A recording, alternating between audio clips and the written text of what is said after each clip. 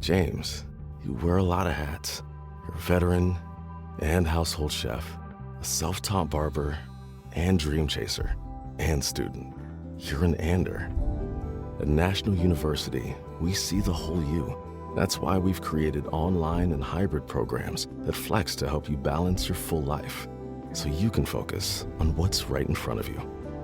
National University, supporting the whole you.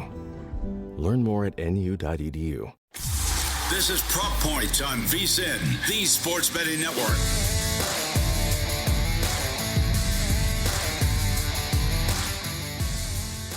Hey everybody, welcome to Prop Points. Jeff Erickson and Nick Whalen from RotoWire.com joining you today. We're going to be recapping the wild week in the NBA playoffs, all those game ones and what happened there. We'll be doing some player to pass it, playoff style. Paul Bruno is going to hop on the NHL progressive guest line here with us, talking the NHL playoffs. That got started over the weekend, and we'll preview tonight's betting slate with me as we talk about some of the baseball betting slate as well. One game already in the books, Patriots Day, 4-2 Red Sox over the White Sox. Good outing from Walker Buehler in that one there. So, hey, hopefully you set your lineups nice and early. It's always, in the fantasy world, Nick, it's always tricky to have that early game. Mm-hmm. Yeah, no question about that. Thankfully, Jeff, you were the good Samaritan who put out the tweet reminding everybody, myself included, that, hey, we have a game starting at like 10 a.m. my time here in Central. But 4-2 win for the Boston Red Sox. Walker Buehler picks up his third win of the year. He was fantastic. Did issue 3 walks, but 9 strikeouts, just 4 hits allowed against that loaded Chicago White Sox offense, Jeff. White Sox now 1-9 straight up on the road this season, 5-17 overall. But good win nonetheless for the Boston Red Sox. That AL East continues to be stacked up and super competitive. My favorite stat of the year is the White Sox have 0 saves on the season. 0. So if you're trying to speculate on a closer, they did just don't DFA Mike Clevenger. I went after Jordan Leisure in one league, but at the same time, I'm not expecting a whole lot. It's more of a stash, but they're truly horrible. Again, 2 years in a row. The Rockies are right there with them there. And unfortunately for Rockies fans, they're great fan base, terrible ownership there. We won't belabor the point. Moving on. NBA playoffs. Last night, we saw a pretty big performance on the road by the Golden State Warriors, taking on the Houston Rockets. Almost blew a big lead. I had to step away from this game for a little bit last night, had to walk the dog, came back. All of a sudden, Golden State's up 23. Okay, I'll get ready for my baseball podcast. I look up, and all of a sudden, it's a 5-point game again. Just a wild swing in this game. Yeah, a lot of wild swings. Terrible first half for the Houston Rockets, who had their lowest scoring output in any first half or any half in general this season, with just 34 points. But this did end up being a game where I thought Houston had 2, 3, 4 possessions in a row around the 3-4 minute mark in the fourth quarter to potentially steal this game. You got to give credit to the Rockets. They went on a 12-2 run early in the fourth quarter to erase what was at one point a 20-point deficit. All of a sudden, you're going possession by possession, and they couldn't hit the one big shot that would have really brought them back into this game or even given them a brief lead.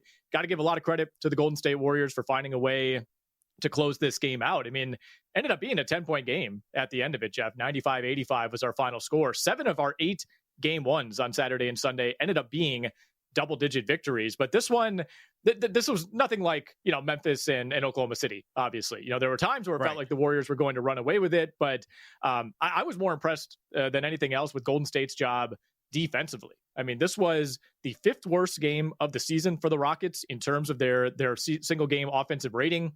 And Golden State has given them these problems in just about every matchup this season. 4 of the 8 worst offensive ratings this season for the Houston Rockets have come against Golden State, which is crazy because they have such a size advantage. We saw the rebounding advantage early for Houston. The Rockets started this game on a 7-0 run. Fred VanVleet is splashing in threes. Alperen Sengun and Amen Thompson are hitting the offensive glass. And as the game went along, Golden State was just able to lean on that experience, lean on Jimmy Butler, lean on Stephen Curry to end up bringing this game home. With that said, the concerns that I had about Golden State, Jeff, coming into the series are still there, despite winning this game on the road, despite holding the Rockets to 85 points. Curry was fantastic. Butler was fantastic. Hit some huge shots to close the game out. But once again, no one else really gave the Warriors much, right? You got double digits out of Brandon Podziemski, but I don't know that you can really depend on that night to night. I felt like coming out of this, it's a pretty demoralizing way to come out with Jalen Green and Fred VanVleet both having terrible shooting nights.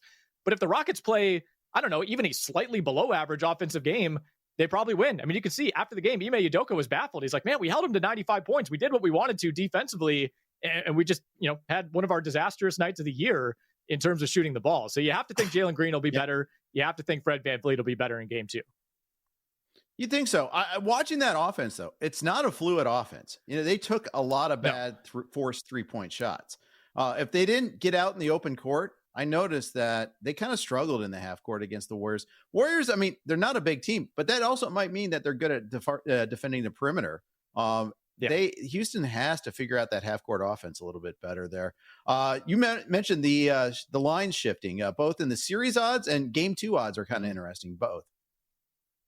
Yeah, no question. And by the way, one more note on that Warriors defense. They forced 16 turnovers for the Rockets. 14 of those were steals, where you're basically going the other way immediately. Just incredible hands for that Warriors defense. Looking at game 2, Rockets are, of course, at home. They are 2-point favorites at the DraftKings Sportsbook. Low total at 204.5, excuse me. It was 200.5 last night when I was talking about it on Joe Soralo's show. So we have seen that rise a little bit. I mean, that total was probably a little bit too low at open, if we're being honest. But in terms of the series price, Golden State now minus 380. Minus 380 to win the series. They closed minus 180 prior to game 1. Yeah. So, only more money getting poured in on that one there. We'll see what happens in game 2, but definitely, just a coming of age moment for the Rockets. It's part of the NBA playoff ladder there. Nuggets beat the Clips in overtime. You said before the start of this series, you think it's a 7-game series. I mean, all indications suggest you're right, that it's going to be close contested games every game. Yeah. And, the way the series was talked about, with the odds kind of shifting toward the LA Clippers, it was minus 110 both ways prior to tip off yesterday in terms of the series odds. Like, you almost forget that the Clippers are the lower seed. They are opening the series on the road in Denver, but I think we emerged from game 2 with a split. I'm not backing off of the LA Clippers. Obviously Denver was able to put together a nice rally at the end of the second quarter, make this a 4-point game at the half, and out-executed the Clippers down the stretch. But I still think the Clippers played the better overall game. There were some notable mistakes down the stretch. They had a few just kind of bad bounces that went against them, balls tipped off of somebody's arm, or, calls that just kind of went against them. They committed 20 turnovers, and that's something that's not going to happen again in game 2. And, some concerns, I think, on the Denver side, right? I mean, Nuggets had 4 guys play at least 45 minutes in game 1. Michael Porter Jr. was benched for virtually the entire fourth quarter and overtime. You wonder how that affects him mentally going into game 2.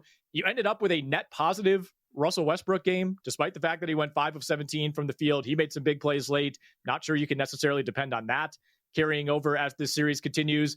And then the big one for the LA Clippers, Jeff, is I would expect a lot more out of Kawhi Leonard for the rest of this series. I thought Aaron Gordon did a really good job limiting Kawhi Leonard in game 1, but I think we see a more aggressive version of Kawhi as this series goes along. Only took 15 shots, only got to the line 3 times, committed 7 turnovers, his most in any game in 9 years.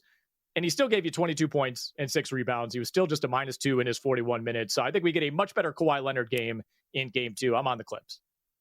Yeah, Gordon's no Kawhi stopper, so to speak. He just had a good game, right? Mm-hmm.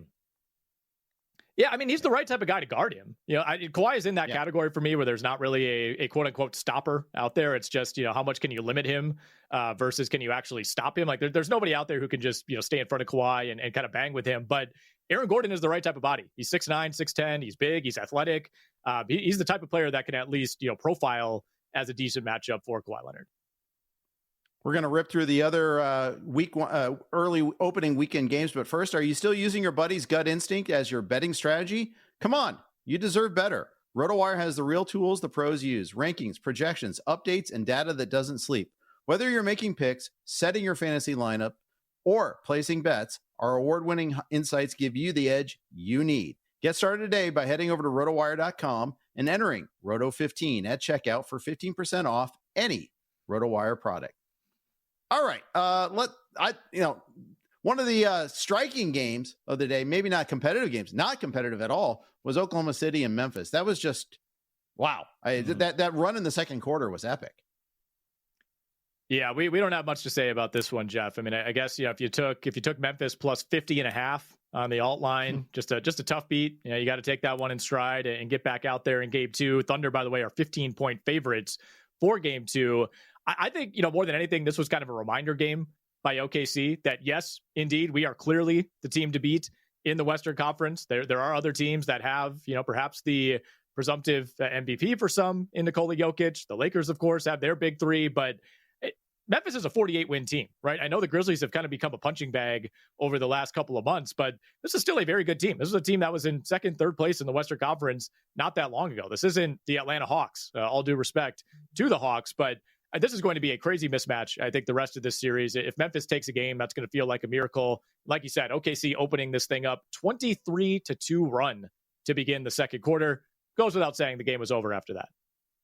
Yeah, and it seems like OKC does this on the regular. They go on these crazy epic runs to start quarters, start halves, turn games around like that. Speaking of said Hawks, they just fired their GM. We won't belabor the point, but just that's something we can talk about when we have more time. But we don't. We have lots of other stuff to talk about. Timberwolves, huge, epic win on the road over the Lakers.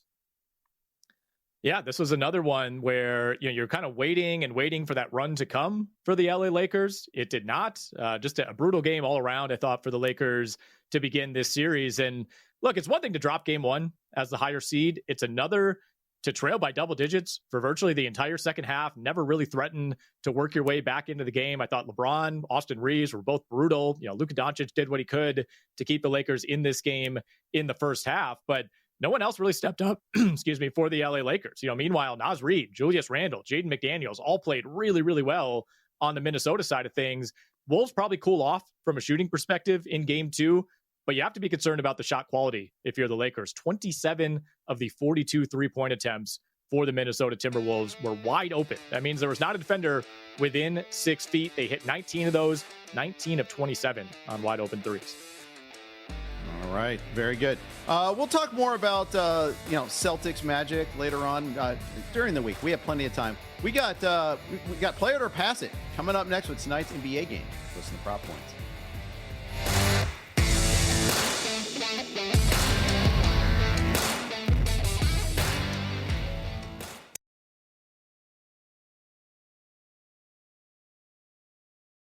You're watching Prop Points on VSiN, the Sports Betting Network.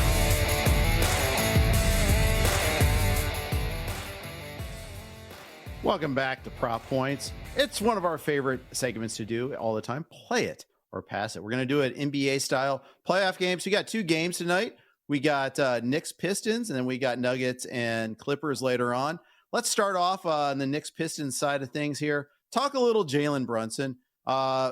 Knicks, that was an interesting. We didn't get to recap that game. We can do that over the course of this segment, basically. But we're going to play it or pass it. Jalen Brunson over 2.5 made threes at plus 110. Play it or pass it, Nick. Yeah, so with only 2 games on the slate tonight, we'll have, multiple play it or pass it for each of these games. So we'll talk a little bit more about, some of the angles that I'm really honing in on. But, as far as game 1 goes, it was a 21-0 run for the New York Knicks in the fourth quarter to go from a 6 or 8 point deficit to end up winning this game by double digits. I will tell you, I'm on the Knicks as a 6.5 point favorite tonight. I love fading a team like Detroit coming off of a spot where you're looking back and saying, man, that was our opportunity. That was the game that we were in position to win through 3 quarters. I think it's really tough to summon that level of effort, get to that same point in the game again 2 nights later on the road. As far as Brunson goes, I think it's going to be really interesting. I think a lot of this is going to come down to what do the Detroit Pistons choose to concede in game 2. So we're looking at the over 2.5 made threes. That is plus money at plus 110 over at DraftKings. He hit only 2 threes on Saturday, took only 5. I do think this is a fair price, but again, I think it's going to come down to how much Detroit focuses on getting the ball out of Jalen Brunson's hands. Now, they did a pretty good job of that in the first half. In the second half, we saw Brunson have to go into more of a takeover mode. I think, though, we're going to see Jalen Brunson try to get to the rim. The Knicks had 62 points in the paint in game 1. That's where you can attack this Detroit defense. Isaiah Stewart, who is probably their best interior defender, he's questionable at best to play in game 2. Ended up getting an MRI on his knee on Saturday night. Was clearly hobbled in that game. So I think we see a lot more Jalen Duren.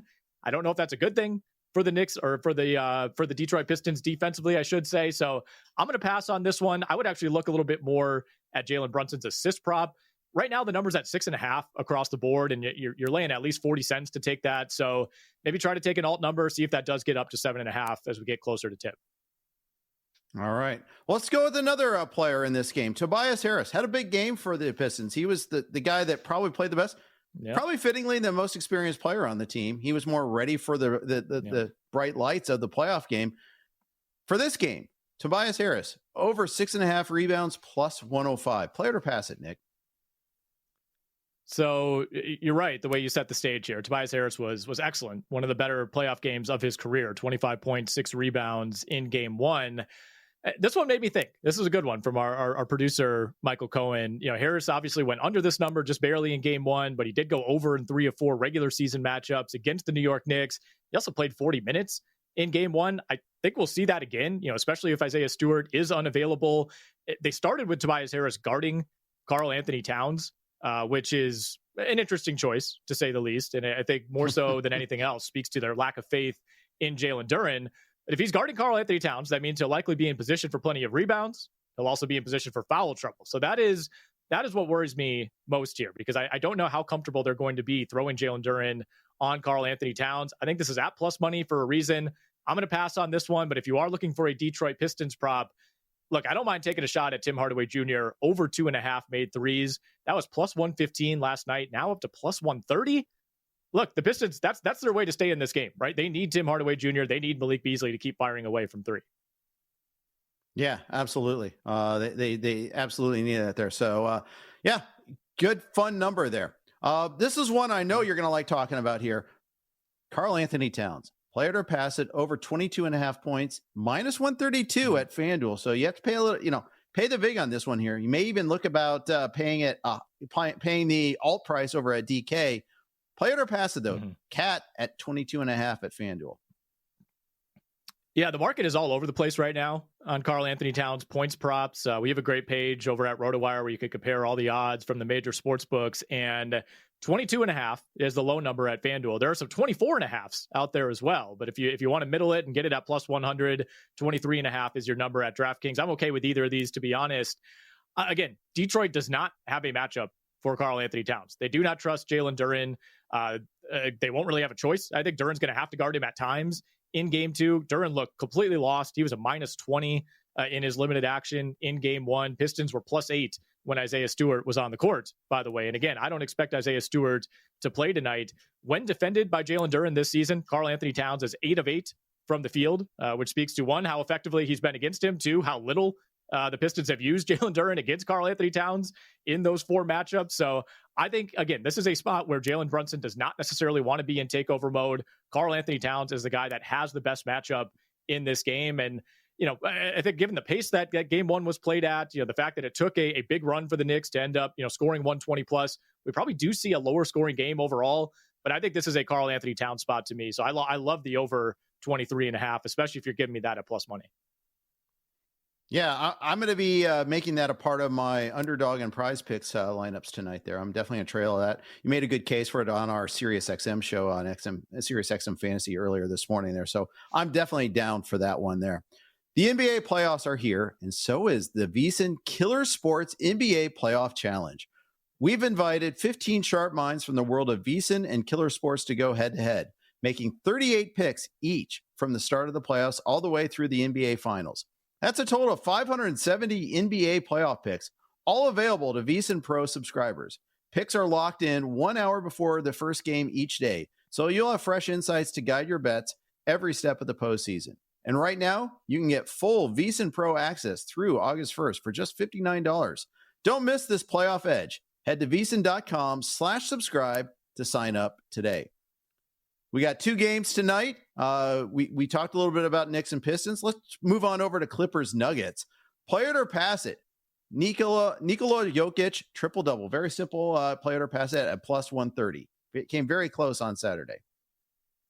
Yeah, so he finished game one with 29 points, 9 boards, 12 assists. I certainly don't mind this one. I was actually ready to talk about Jokic over 21.5 assists plus rebounds. And look, those could be sliced anyway, but I think there's a very good chance that we do see a triple-double. Obviously, Jokic averaged a triple-double throughout the regular season, and I was digging in on some of the passing numbers over on NBA.com/stats last night.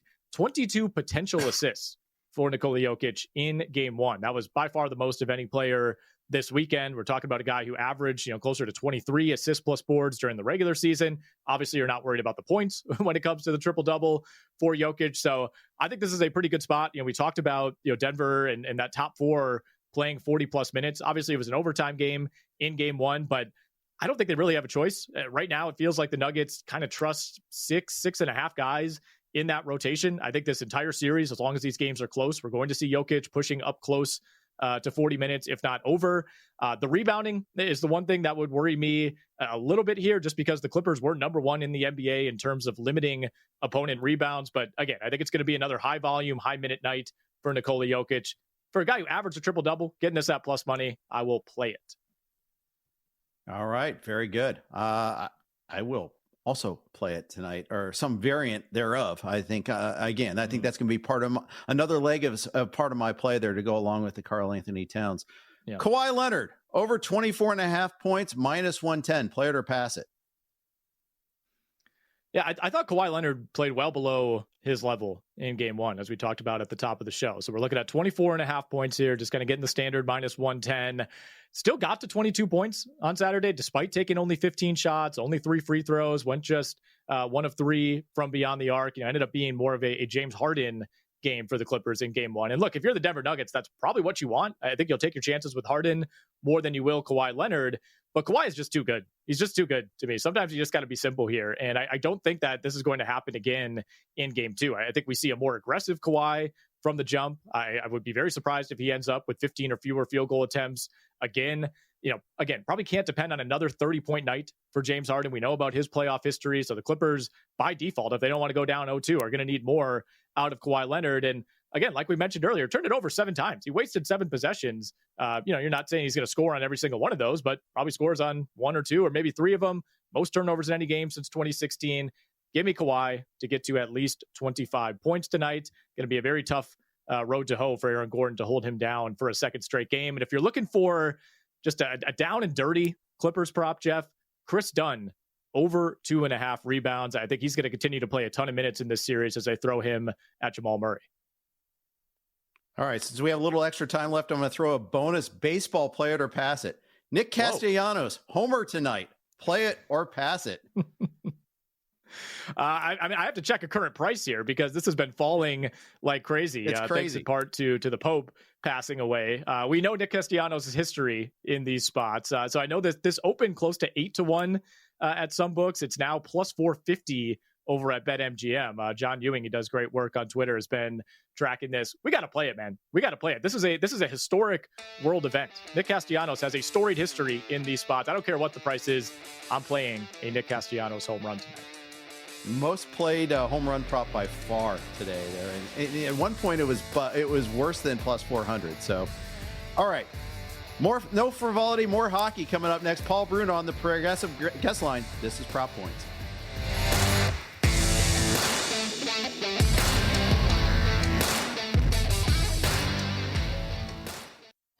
You're watching Prop Points on VSiN, the Sports Betting Network.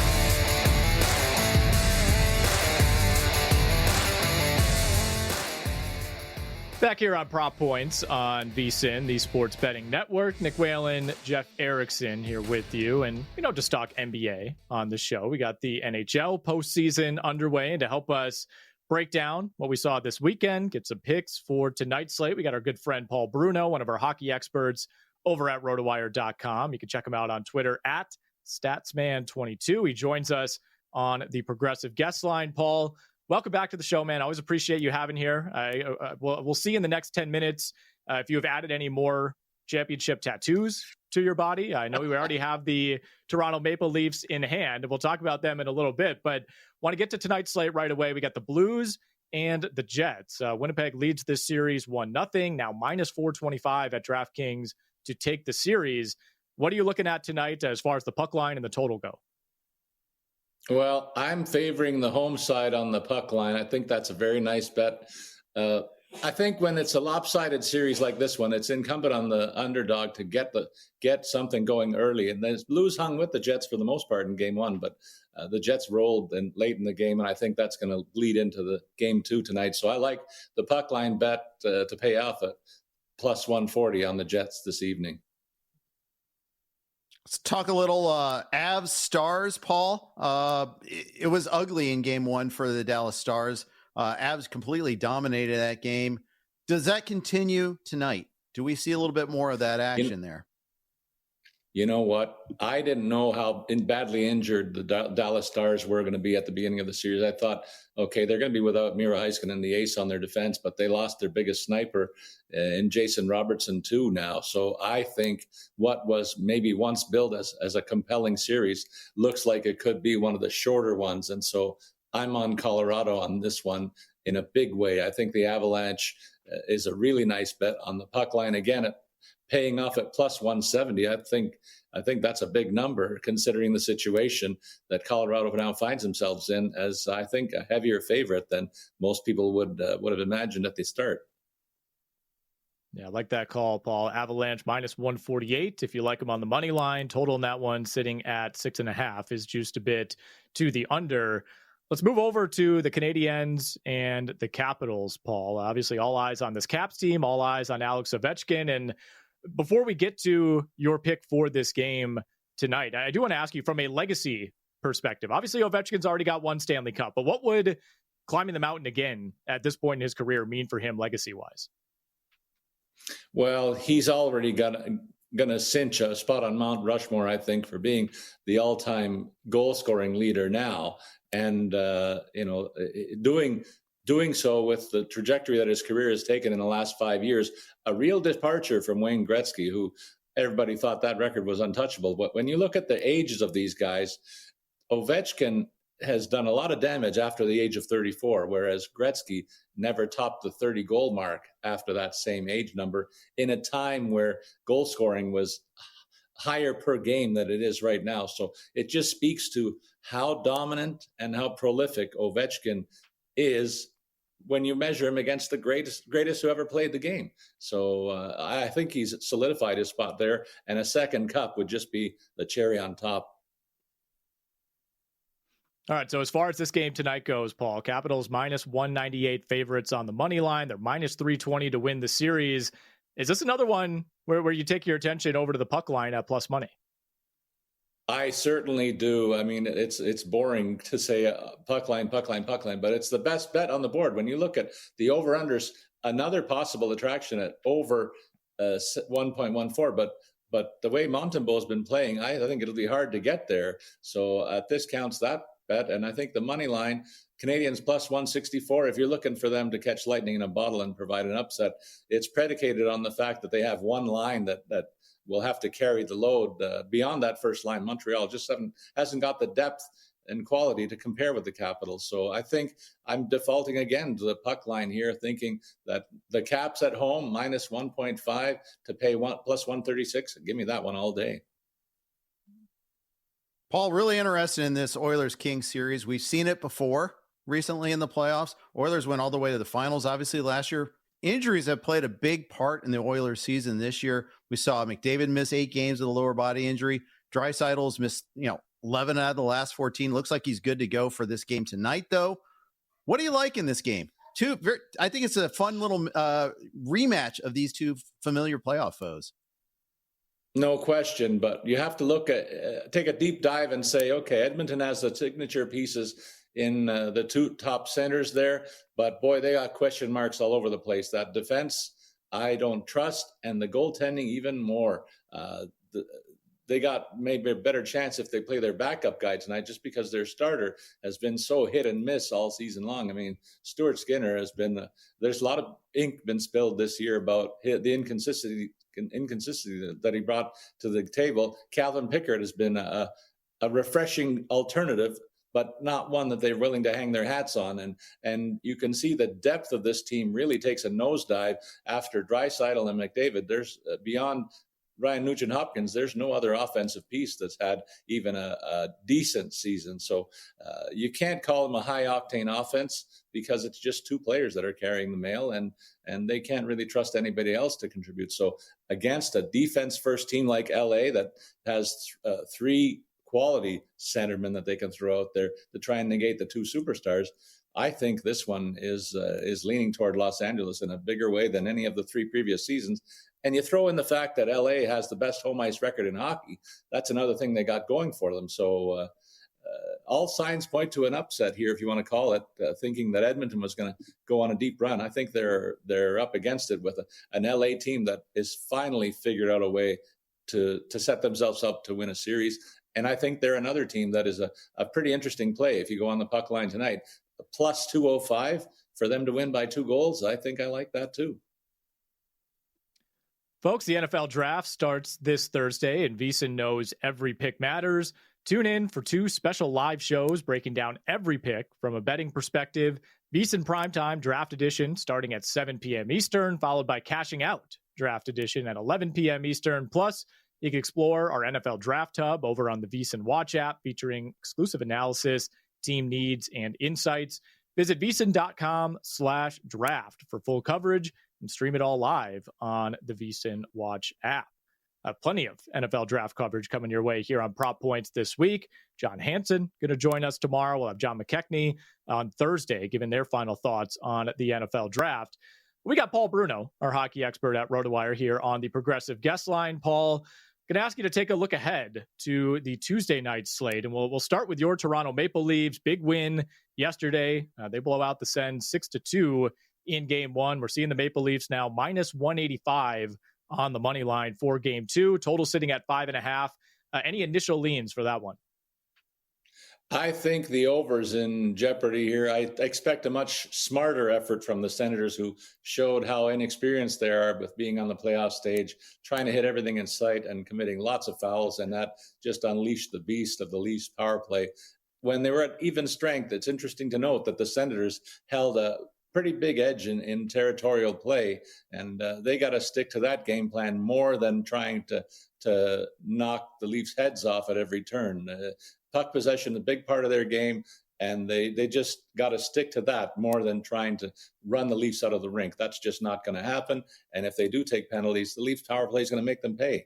Nick, they got 3 goals on the power play in a total of about 40 seconds of power play action. So it just goes to show you that maybe the Senators would be well advised to play a cleaner game and just stick to the skills that brought them this far, and that is to play a competitive skating game with the Maple Leafs. It's kind of interesting to see the asymmetric Stanley Cup playoff schedule, where like the Stars Avs will have 2 games in the books. So will the Jets and Blues before the Lightning and Panthers hit the ice for even Game 1. That happens tomorrow. I'm really excited about that series too. I think it's a fantastic series. What's your take on that game and that series? Oh boy, I hope they beat the hell out of each other. As a Leaf fan, Jeff, I want to see Florida and Tampa play 7 games that maybe each go to overtime for 2 periods, and they beat the heck out of each other along the way. Two very talented teams, but they both like to play it nasty sometimes. And I'll be interested to see how Matthew Tkachuk returns to the roster after not playing for several weeks toward the end of the season. How healthy is he for real heading into the serious shooting? And now that the serious shooting is upon them, how do these guys that have sat out fit in? And you can't discount the fact that Aaron Ekblad is dealing with a suspension, the final 2 games of a lengthy suspension, and that's got to impact the Panthers' blue line. And again, will the power play be a factor? If it is, boy, the Tampa Lightning, they boast one of the most difficult to defend power plays in the league. Nikita Kucherov is just a wizard on the power play, far and away the most productive skater in the NHL this season with the man advantage. And there's going to be power plays both sides. Maybe that's going to tell the tale. Which team defends the power play or is better on the power play might take the series. Paul Bruno, everybody, giving us great stuff. We'll continue to check in with him throughout the NHL playoffs. Get some Major League Baseball best bets coming up next here on Prop Points.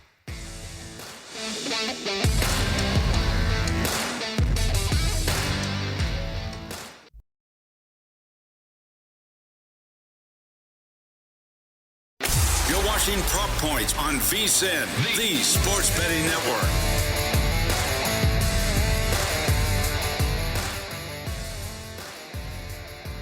It's time to talk some Major League Baseball here on Prop Points as we finish out the show, taking you up to the top of the hour. Make it rain with Adam Shine coming up next here on VSiN. That'll start up at 3 p.m. Eastern.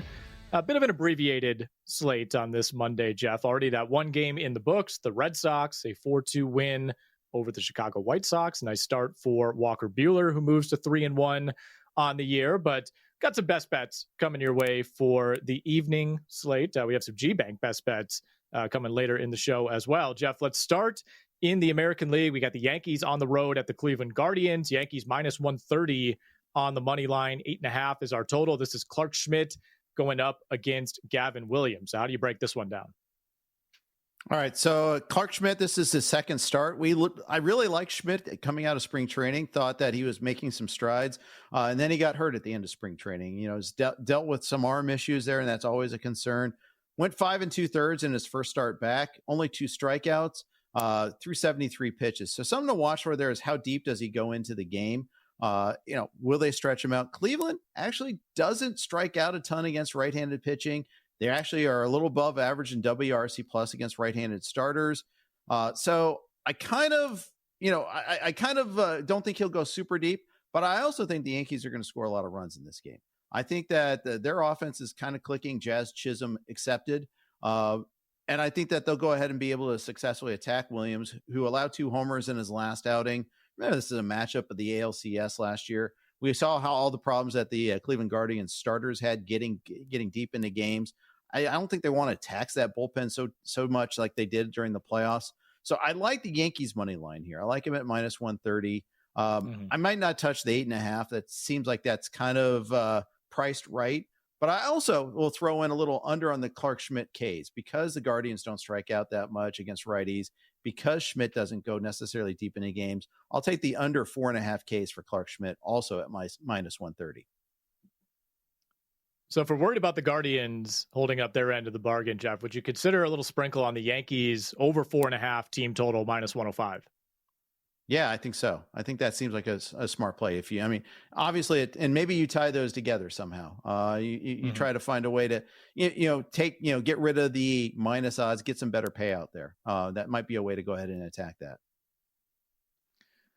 The San Diego Padres on the road tonight at the Detroit Tigers. Detroit minus 148 on the money line. Another one with an 8.5 total. This is Randy Vasquez going up against Keider Montero.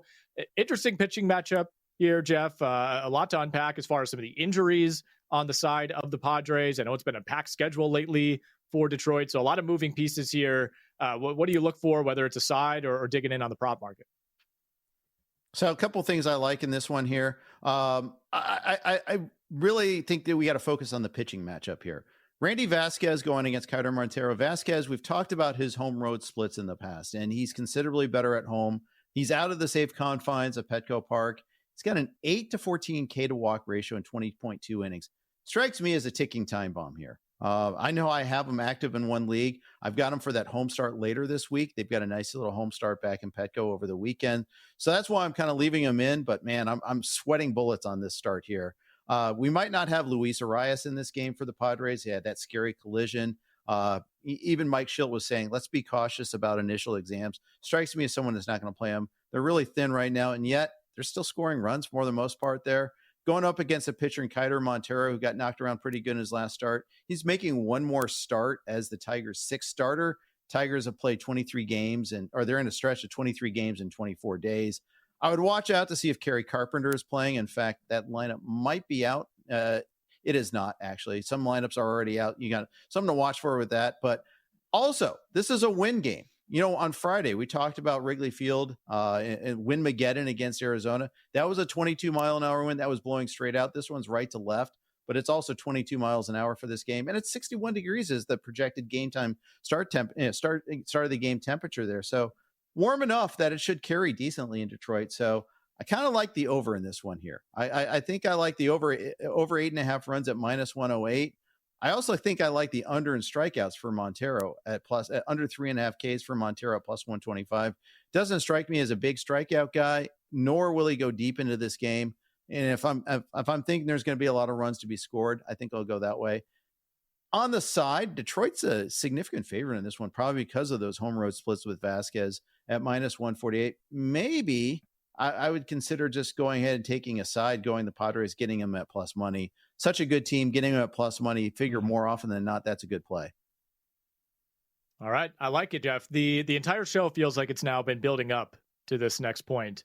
The Cincinnati Reds at the Miami Marlins tonight. Cincinnati minus 122 on the money line. A little bit of a lower total here, just at 8 even.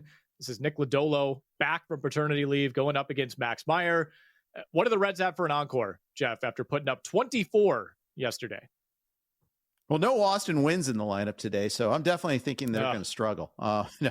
Wins, it was so funny. He and Noelvi Marte accounted for 13 RBIs from the 8 and 9 spot in the lineup there. It's Jose Trevino back in there. Trevino's actually been fine this year.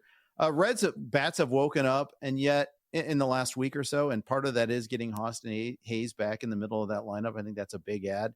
And yet I feel like this is almost a good underspot. Max Meyer has been sneaky good this year. 3 of his 4 starts have been quality starts. 3 of his 4 starts have had 7 or more Ks. I still don't think this Reds lineup, recent results notwithstanding, are all that good. I think it was more of a function of just attacking a horrible Orioles pitching staff. If you look at the 3 pitchers and 2 position players. So the 3 pitchers that pitched for the Orioles yesterday all have ERAs over 10. So I kind of feel like the Reds just took advantage of a good matchup here. Going to Miami, where it's not a great hitting ballpark there. Nick Lodolo is a good pitcher. Max Meyer is a good pitcher. Kind of like the under in this game. It's under 8 runs. You get it at minus 112. That's the angle I'm leaning on this one there. Don't have a strong opinion on the side, but I'd also investigate some Max Meyer strikeout props as well. We got the top 2 teams in the NL East going at it tonight. Phillies on the road at the New York Mets. Mets minus 125 on the money line. 8 is our total here as well. All eyes on Aaron Nola, Jeff, who I've had on many fantasy teams in the past. I am glad I did not invest this year. Nola 0-4, 6.65 ERA so far. Yeah, it's been awful, and he's gotten off to bad starts before. Sometimes that's command-based. But I think I'd stick with that continuing tonight. I think he's going to struggle. In particular, the middle of that lineup, Juan Soto and Pete Alonso both have sterling track records against Aaron Nola. Soto in 35 career at-bats against Nola has 3 homers. He has 6 RBI, 15 walks, a 480 on base against Nola, 571 slug. Pete Alonso is just doing his damage more through slugging. 5 homers and 50 at-bats against him. So he's hitting 320, 370, 680 is his slash line against Nola. He will strike out a decent amount, so that will still happen. Even like Starling Marte, Tyrone Taylor, if they play, they have good track records against Nola too. The only regular on the Mets that doesn't is Francisco Lindor. He's hitting 212 and 33 at bats against Nola, but that's too many good batters stacked up against Nola. I think this is a good offensive game. I like the offense as a whole in this one there. Tyler McGill's a decent starter, but I think this total is too low at 8. So I like the over on 8 runs. And I also like sprinkle a little Pete Alonso on anytime homer at plus 390. All right, real quick, Jeff, Brewers Giants. I know you're going back to the well tonight on Bryce Terang. 9 steals yesterday for the Milwaukee Brewers, 3 of those for Terang. Yeah, I know initially it might be tough with Robbie Ray on the mound, but I think ultimately they get him. He doesn't usually go deep into games, so I think they ultimately will run against him. And Terang will be a big part of that there. He's hitting well right now, just like last year where he got off to a good start at the plate. I think that continues. I like the plus 150 anytime stolen base. There we have it. It's time for our best bets of the night. They're brought to you by G-Bank, the official bank of VSiN. G-Bank is up in the ante with up to a $750 bonus for new G-Bank Visa Signature Card customers. New customers who spend $1,000 on eligible purchases within 90 days from account opening get a $250 bonus. If you spend $50K on gaming and sports app loads within 30 days of opening that account, you'll get another $500 bonus. So that's potentially $750 in bonus cash coming your way. Apply now over at vsin.com/gbank. That's vsin.com/gbank. Subject to credit approval. Terms and conditions apply. Jeff Erickson, your best bet tonight. Keeping it simple, we'll go with that Yankees money line at minus 130 versus the Guardians. I'm keeping it simple as well. We've talked about it enough on the show. Karl Anthony Towns over 23.5 points. Shop around. There are multiple numbers out there. I'm settling on 23.5 plus 100 over at the DraftKings Sportsbook. And Will mentioned, by the way, just a few minutes ago, we did get news. Damian Lillard officially questionable for the Milwaukee Bucks for Game 2 against Indiana tomorrow. Bucks currently 4.5-point dogs on the road. That's going to wrap it for us here on the Monday edition of Prop Points. We'll be back with you tomorrow. John Hanson's going to join us to talk NFL draft.